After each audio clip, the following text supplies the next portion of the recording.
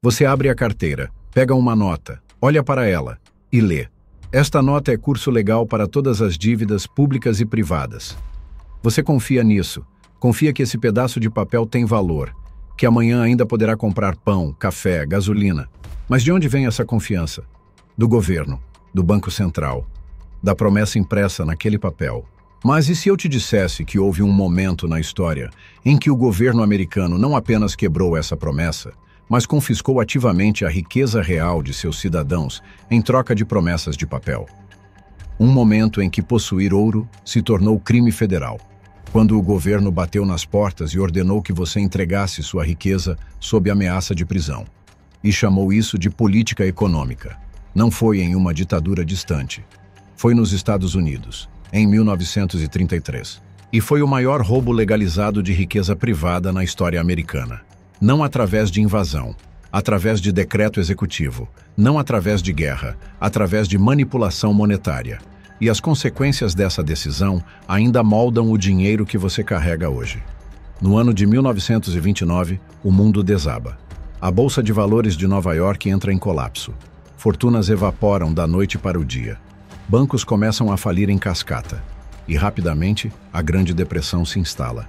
1/3 da força de trabalho americana fica desempregada. Fazendas são abandonadas.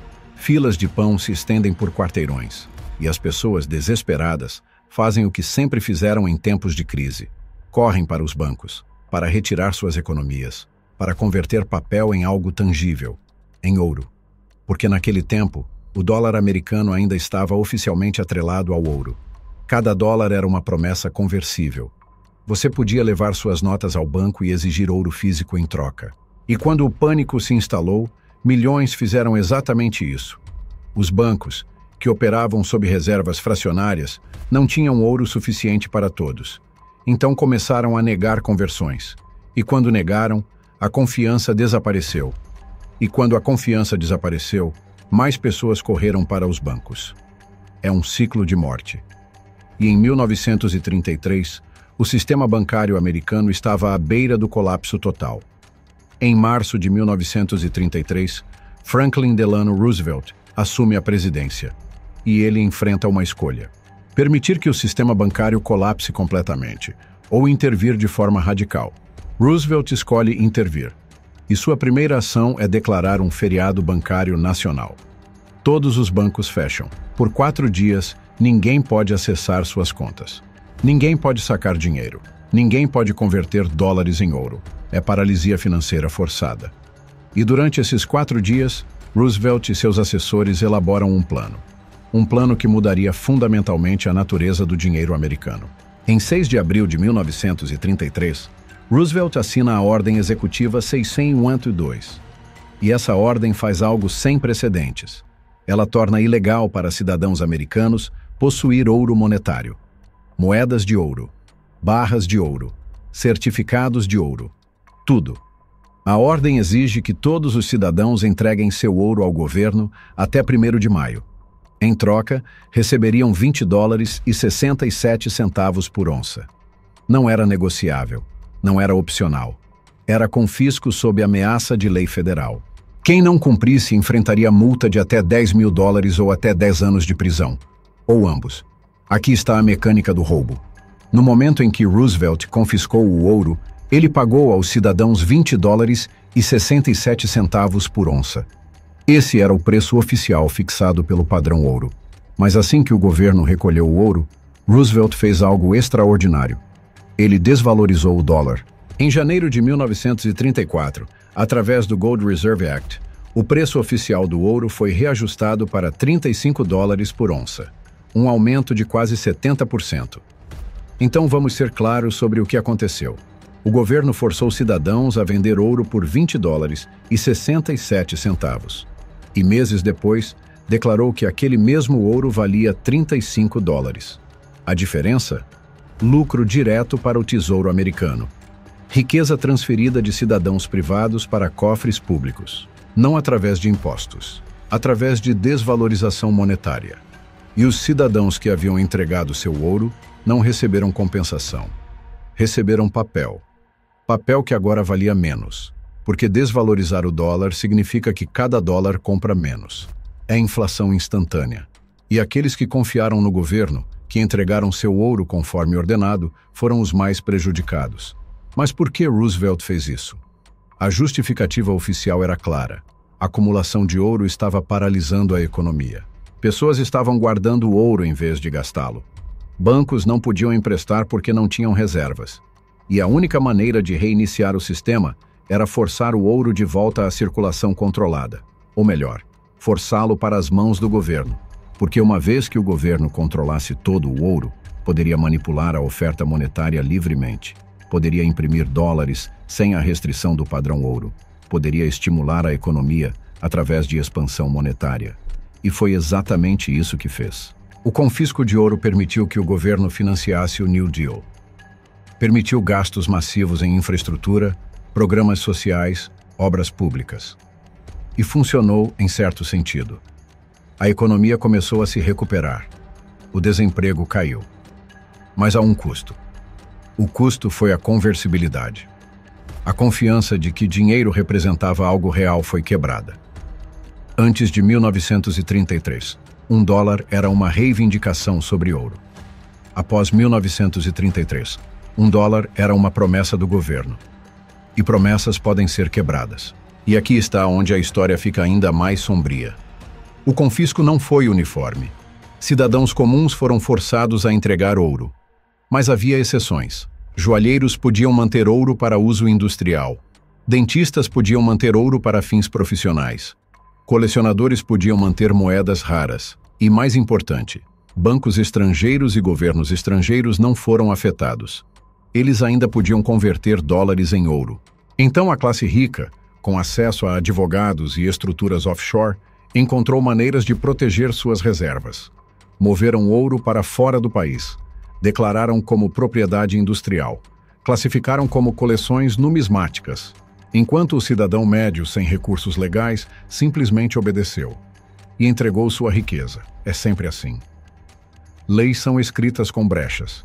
E brechas são exploradas por aqueles com recursos para entendê-las. Enquanto a classe trabalhadora entregava ouro, a classe rica o protegia. E a desigualdade de riqueza, já profunda durante a Depressão, se aprofundou ainda mais. Agora pense nas consequências de longo prazo. Antes de 1933, o dinheiro americano tinha lastro tangível. Era conversível em ouro. Isso impunha disciplina fiscal. O governo não podia imprimir indefinidamente porque cada dólar representava reivindicação sobre ouro finito. Mas após o confisco, essa restrição desapareceu. O governo controlava o ouro e podia emitir dólares sem limitação física direta. Isso abriu caminho para a expansão monetária massiva, para déficits crescentes, para dívida perpétua. Porque uma vez que dinheiro deixa de ser atrelado a algo escasso, sua criação se torna questão política, não física. E políticos sempre escolhem mais. Mais gastos, mais estímulos, mais dívida. Porque as consequências são adiadas. A inflação vem depois. A desvalorização é gradual. E quando chega, é invisível. Não há decreto. Não há confisco. Apenas seu dinheiro compra menos. E você não sabe por quê. O confisco de 1933 também estabeleceu precedente perigoso. Estabeleceu que, em tempos de crise, o governo pode suspender direitos de propriedade. Pode confiscar ativos privados. Pode criminalizar posse de riqueza tangível. E pode fazer isso sob pretexto de emergência nacional. E uma vez que precedente é estabelecido, pode ser repetido. Em 1933, foi ouro. Em crises futuras, poderia ser outra coisa. Imóveis, ações, moedas digitais. Qualquer forma de riqueza privada que o governo considere necessário controlar. E a população, condicionada a obedecer durante emergências, aceitaria. Porque emergências suspendem pensamento crítico, ativam conformidade. E governos sabem disso. É por isso que toda a expansão de poder estatal acontece durante crises. Guerra, depressão, pandemia. O padrão é consistente. Crise cria medo. Medo cria demanda por ação. E ação, uma vez tomada, raramente é revertida. Mas a parte realmente reveladora não é o confisco em si, é o que aconteceu depois. Durante décadas, O governo americano manteve a posse de ouro ilegal para cidadãos. Você podia ser preso por possuir moedas de ouro, por guardar barras, por manter riqueza real. Enquanto isso, governos estrangeiros ainda podiam converter dólares em ouro através do sistema de Bretton Woods. Então, internacionalmente, o dólar ainda estava atrelado ao ouro, mas domesticamente não estava. Era sistema de duas camadas. Para estrangeiros, dólar era conversível. Para americanos, era fiat. E essa hipocrisia durou até 1971, quando Nixon finalmente abandonou o padrão ouro completamente. E naquele momento, o dólar se tornou totalmente fiduciário, baseado apenas em confiança. E confiança, como 1933 demonstrou, pode ser manipulada. Então, quando você segura aquele dólar hoje, entenda, ele não representa nada tangível, não é conversível em ouro, não é atrelado a commodity, é promessa. E promessas podem ser inflacionadas, desvalorizadas, manipuladas. E o governo pode fazer isso sem confiscar fisicamente sua riqueza, apenas imprimindo mais. Cada novo dólar criado dilui o valor de cada dólar existente. É confisco silencioso e acontece todos os dias. Você não sente como evento único, sente como aumento gradual de preços, como salário que não acompanha custo de vida, como poupança que perde poder de compra.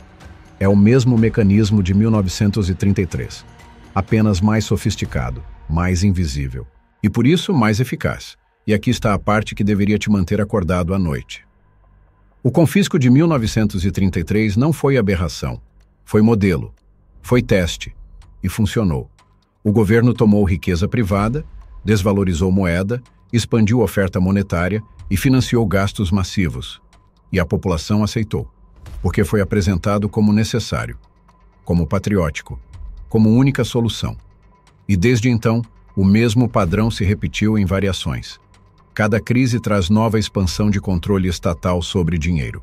Cada expansão é justificada como temporária, e cada medida temporária se torna permanente, porque poder, uma vez concedido, raramente é devolvido voluntariamente. Então, quando você ouve que seu governo está considerando moedas digitais do Banco Central, entenda, é o próximo nível de controle, porque com moeda digital não há necessidade de confiscar fisicamente. O governo pode simplesmente desativar seu acesso, pode taxar transações diretamente, pode rastrear cada compra, pode impor limites de gastos, pode desvalorizar instantaneamente através de programação. É confisco automatizado e será apresentado como conveniência, como segurança, como modernização. Mas a função é a mesma de 1933. Controle total sobre sua riqueza. Só que desta vez, você nem perceberá quando for tomada, porque não haverá decreto visível. Apenas algoritmo silencioso transferindo valor de você para o sistema. O maior roubo de dinheiro da história não foi um assalto a banco. Foi um decreto executivo. Não foi cometido por criminosos. Foi cometido por governo eleito. E foi legal, porque legalidade é definida por aqueles no poder. E aqueles no poder sempre encontram maneira de transferir riqueza das massas para si mesmos. Às vezes através de impostos, às vezes através de inflação. E às vezes, quando a situação exige, através de confisco direto. E chamam isso de política econômica. A história não se repete, mas as estruturas que a moldam, sim. E se você não entender quem cria essas estruturas, estará sempre reagindo ao mundo em vez de antecipá-lo. Se isso lhe deu uma nova perspectiva, inscreva-se. A história tem as respostas. Eu lhe mostrarei onde procurar.